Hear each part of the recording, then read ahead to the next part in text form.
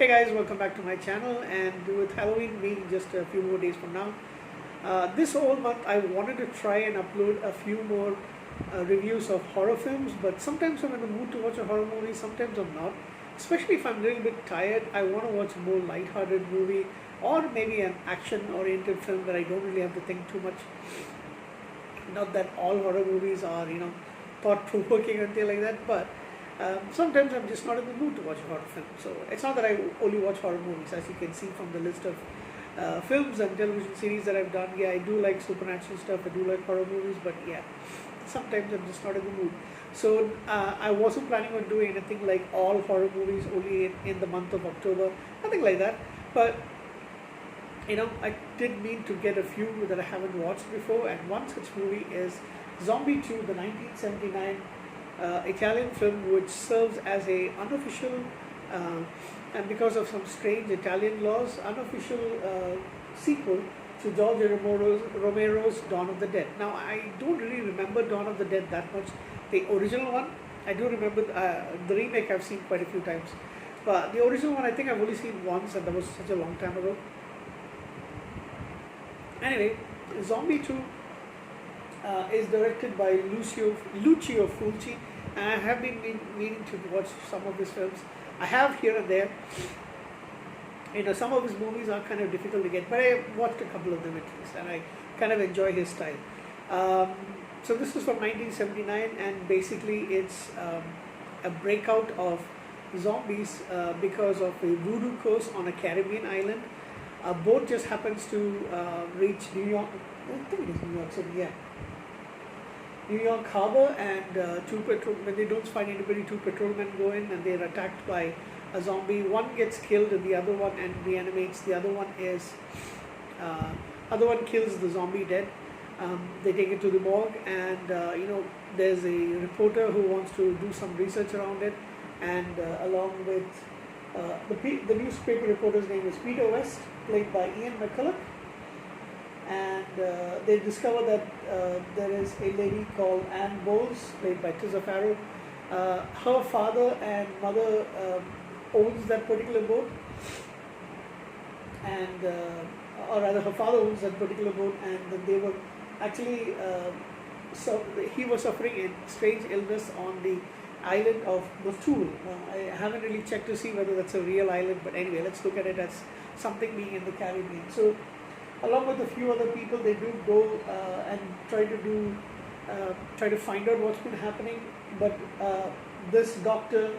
David Menard and his wife Paula, so I'm guessing she's probably the stepmom, they've been doing research on the phenomenon of zombie reanimation. So I think the original myth about zombies is from the Haitian and that area of reanimation because of voodoo curses. So they're kind of going by the origin story, at least from what I've heard.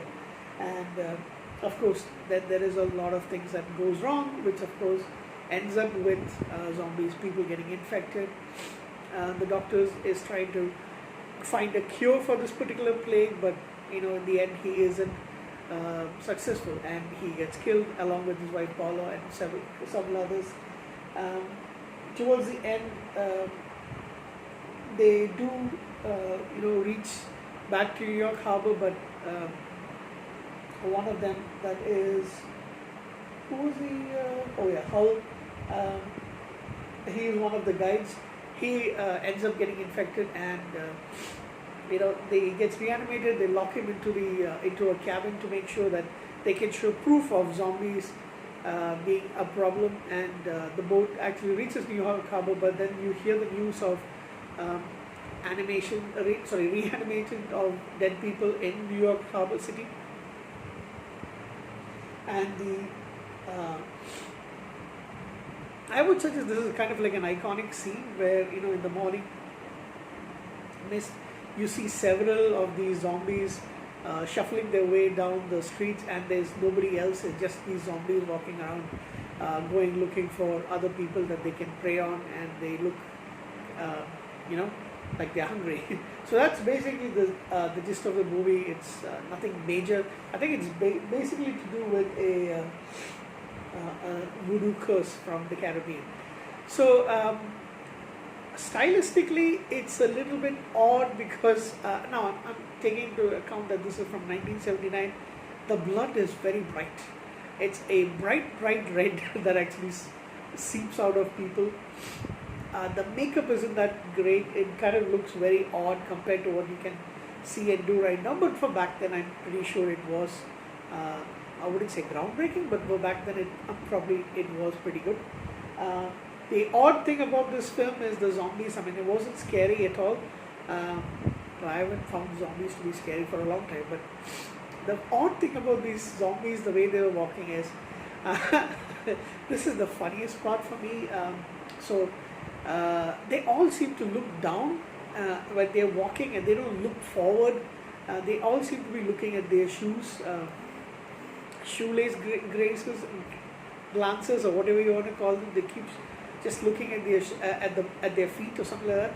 It kind of reminds me, the word that was actually coming to my mind is the shy Indian bride, because you don't really look at the people who are coming when there is a marriage proposal happening, and when the groom and the groom's family come into the house of the prospective bride, and she serves them tea and snacks. She doesn't really look them in the face. She looks down, so that the image of the shy Indian bride is what I kept thinking about these zombies.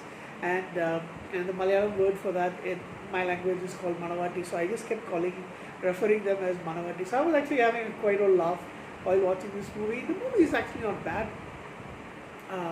It doesn't stand the test of time, of course, but I know there's a huge cult following around this, and I kind of understand why people would like it. So, like I said, I am halfway a fan of Fulci's movies by now. I have seen it, like I mentioned, I have seen a couple of them, and I do enjoy that kind of brand of Italian horror. And yeah, this is something that I can keep in my collection. I don't really rate it very high, but for what it is, a movie from 1979 about zombies, and way before the zombie thing became a household iconic thing in the United States and the rest of the world, this was one of them. So George Romero and Fulci, I believe, are the ones who actually put up the zombie as part of iconic pop culture things. And of course, then lots more stuff came around later. But yeah, I would give this film what will I give this? I would give this a 6.5 out of 10 for a movie.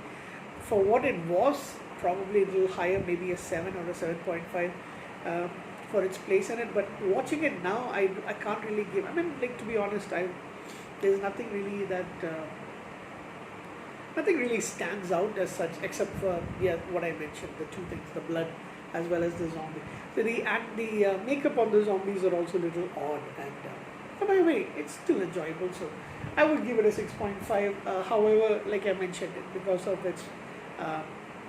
the cult thing, I would definitely watch this movie a few more times throughout the years. Maybe not that often, but yeah, definitely would.